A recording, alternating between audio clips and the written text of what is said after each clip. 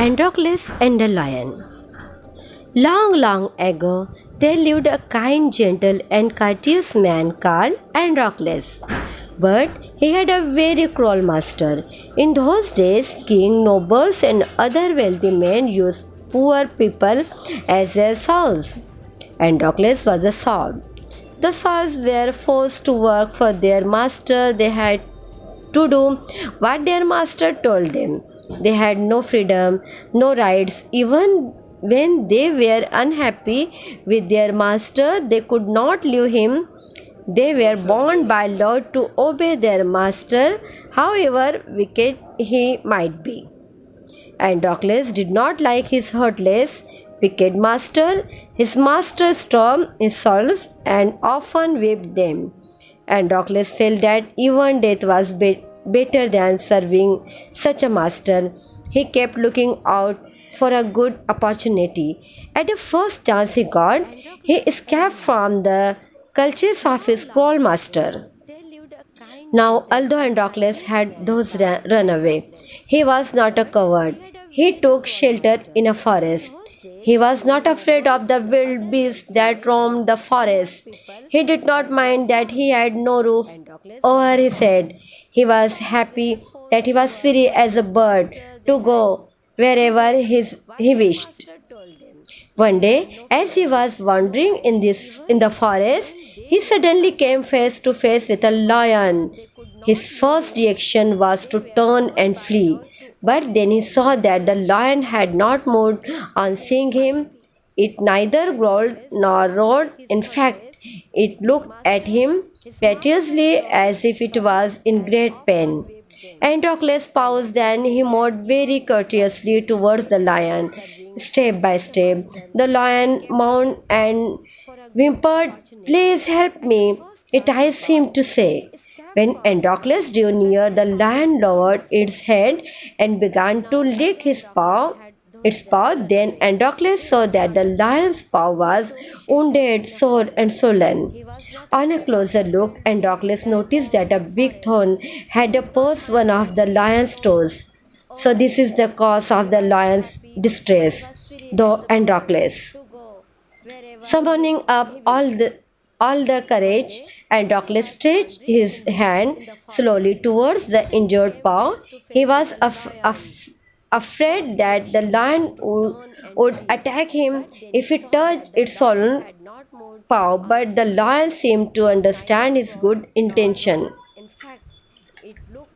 Androcles took the paw in his left hand. Defiantly, he pulled out the thorn. Then, tearing a piece of his own clothing, the kind man bound up the lion's injured paw. To his, to his surprise and wonder, the lion then licked him arm as if to show gratitude. Androcles remained with the lion till it could walk again. He would hunt in the forest and share his food with the helpless beast. Every day he would clean and dress the lion's wound. Soon the lion was able to move about. Many times it followed Androcles wherever he went. In the meanwhile, Androcles' master had complained to the authorities that his son Androcles had run away. Soldiers were sent in all directions to capture Androcles. They reached for him high and low but could not find him. At last they came to the forest where Androcles lived. It so happened that Androcles had gone out alone that day while the lion rested near the cave. Both of them fell into the hand of the soldiers. The soldiers took them back to the city. They put Androcles in the chain in a prison. The lion was caged. In those days, people who were found to be guilty of a serious crime were fed to wild beasts as a punishment. Running away from one's master was a very serious crime at that time. Therefore, Androcles too was to be thrown to the wild beast. On the appointed day, the emperor arrived at the circus and took his place. The crowd cheered loudly. The trumpeters blew the trumped and Androcles was brought into the arena. His chains were unbound. He felt weak and dismayed. He was certain that this was the last day of his life. At the opposite end, a gate was raised and a ferocious lion was released in the arena. It had been kept hungry to make it more ferocious, and Douglas was filled with fear, but he put up a brave front. The lion saw Douglas and rushed towards him, bounding and roaring, but suddenly it stopped in its trunks. Then it moved slowly forward. All its rage seemed to have melted, and Douglas saw this too. Each friend recognized the other. To everyone's amazement, the lion bounded towards Androcles again, but when it reached him, it began to purr and rub its nose against him. Androcles hissed the lion. He wept with real relief and joy. The audience, including the emperor, watched this tender sight in great wonder. People began to cheer Androcles and ask for his release. The emperor asked Androcles to explain the lion's strange behavior. When he heard the whole story, the emperor was also moved by the gratitude and friendship between man and beast. He ordered that Androcles should be set free. He would no longer be a soul. When the emperor asked Androcles what other reward he would like, Androcles replied that he did not want anything for himself, but he wanted the lion to be set free too. The two friends went back to the forest to live free life. This is the story Androcles and the lion. Androcles and the lion. Long, long ago, there lived a kind, gentle, and courteous man called Androcles. But he had a very cruel master. In those days, king, nobles, and other wealthy men used poor people as their souls. Androcles was a soul.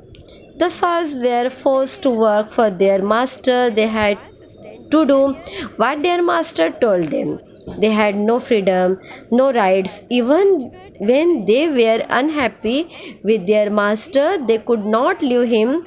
They were bound by law to obey their master, however wicked he might be. And Androcles did not like his heartless, wicked master. His master stormed his souls and often whipped them. And Androcles felt that even death was better than serving such a master. He kept looking out for a good opportunity. At the first chance he got, he escaped from the clutches of his cruel master. Now, although Androcles had thus run away, he was not a coward. He took shelter in a forest. He was not afraid of the wild beasts that roamed the forest. He did not mind that he had no roof over his head. He was happy that he was free as a bird to go wherever he wished. One day, as he was wandering in the forest, he suddenly came face to face with a lion. His first reaction was to turn and flee, but then he saw that the lion had not moved on seeing him.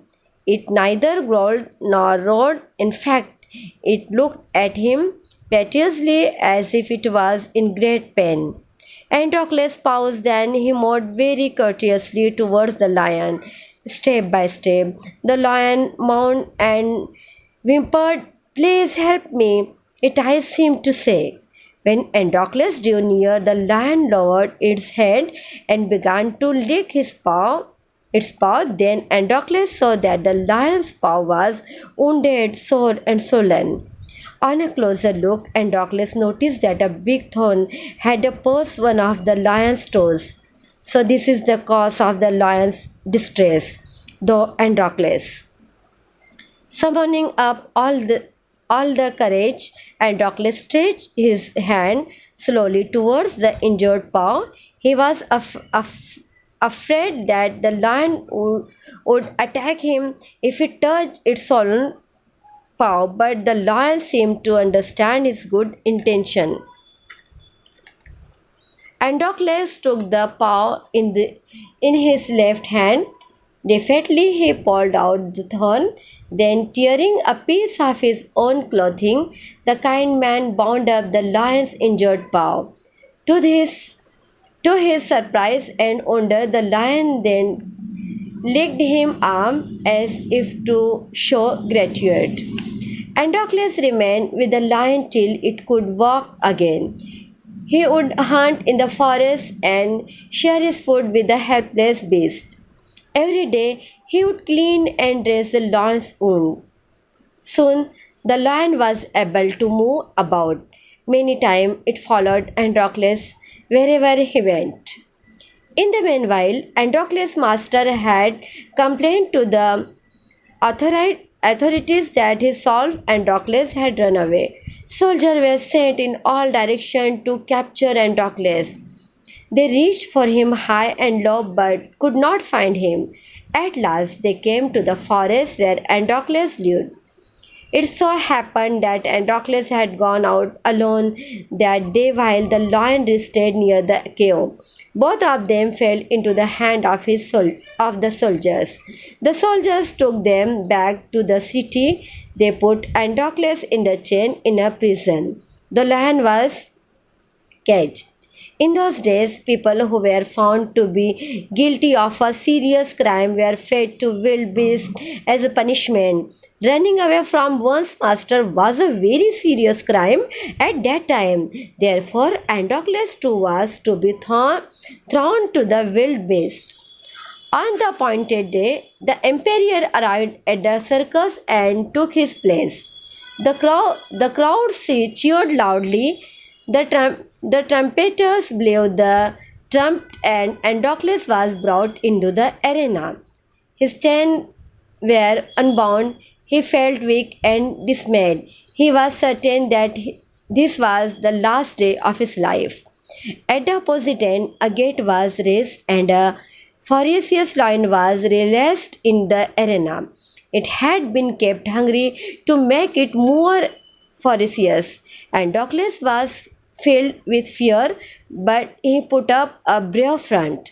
The lion saw Androcles and rushed towards him, bounding and roaring, but suddenly it stopped in its trunks. Then it moved slowly forward. All its rage seemed to have melted. Androcles saw this too. Each friend recognized the other. To everyone's amazement, the lion bounded towards Androcles again, but when it reached him, it began to purr and rub its nose against him. Androcles hissed the lion. He wept with real relief and joy. The audience, including the emperor, watched this tender sight in great wonder. People began to cheer Androcles and ask for his release. The emperor asked Androcles to explain the lion's strange behavior. When he heard the whole story, the emperor was also moved by the gratitude and friendship between man and beast. He ordered that Androcles should be set free. He would no longer be a Saul. When the emperor asked Androcles what other reward he would like, Androcles replied that he did not want anything for himself, but he wanted the lion to be set free too. The two friends went back to the forest to live free life. This is the story, Androcles and the lion.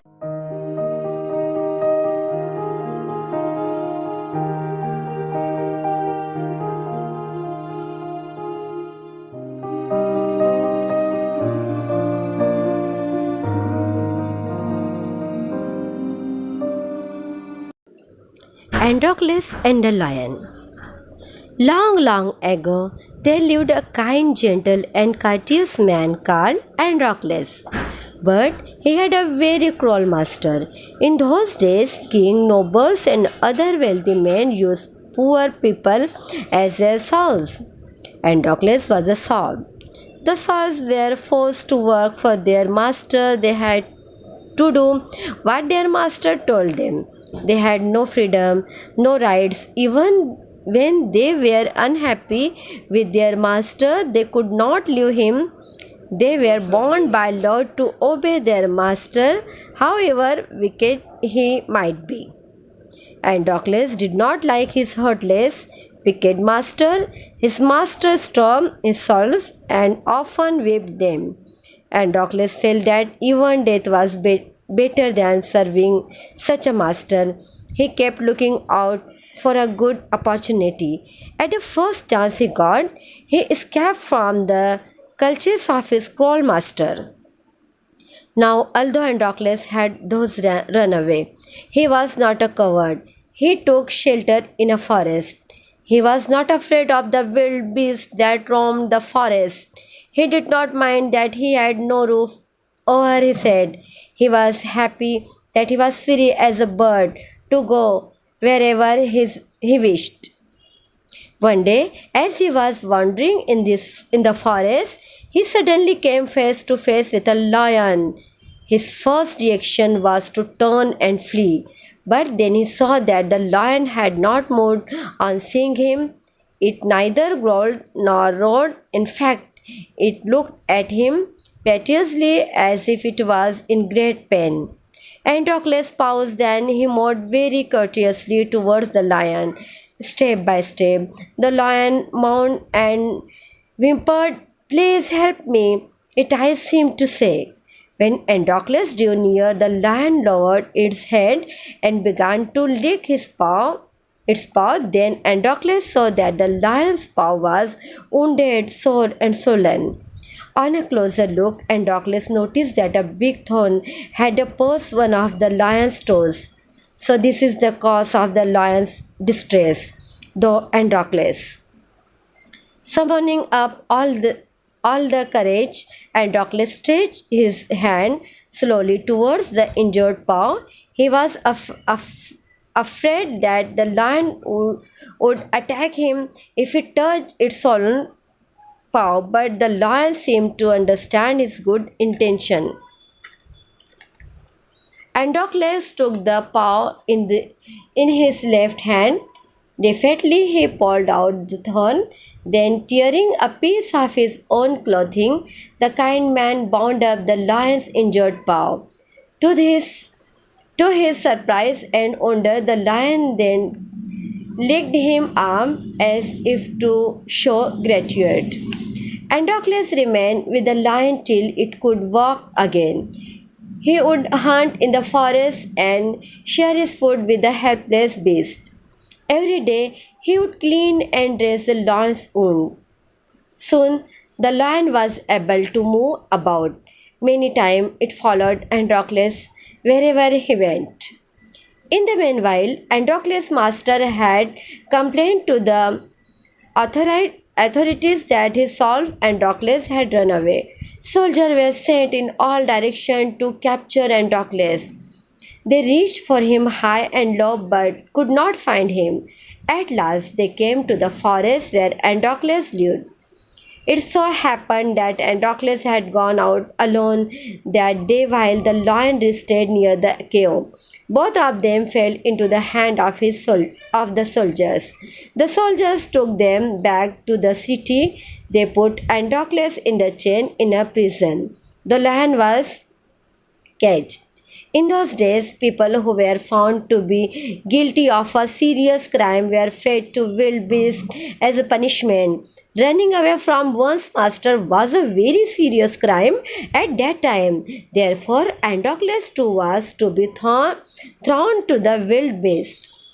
On the appointed day, the emperor arrived at the circus and took his place. The crowd cheered loudly. The trumpeters blew the trumpet and Androcles was brought into the arena. His chains were unbound. He felt weak and dismayed. He was certain that this was the last day of his life. At the opposite end, a gate was raised and a ferocious lion was released in the arena. It had been kept hungry to make it more ferocious. Androcles was filled with fear, but he put up a brave front. The lion saw Androcles and rushed towards him, bounding and roaring, but suddenly it stopped in its trunks. Then it moved slowly forward. All its rage seemed to have melted, and Androcles saw this too. Each friend recognized the other. To everyone's amazement, the lion bounded towards Androcles again, but when it reached him, it began to purr and rub its nose against him. Androcles hissed the lion. He wept with real relief and joy. The audience, including the emperor, watched this tender sight in great wonder. People began to cheer Androcles and ask for his release. The emperor asked Androcles to explain the lion's strange behavior. When he heard the whole story, the emperor was also moved by the gratitude and friendship between man and beast. He ordered that Androcles should be set free. He would no longer be a Solon.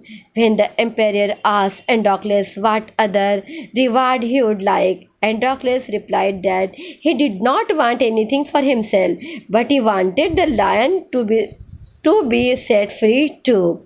The two friends went back to the forest to live free life. This is the story, Androcles and the lion.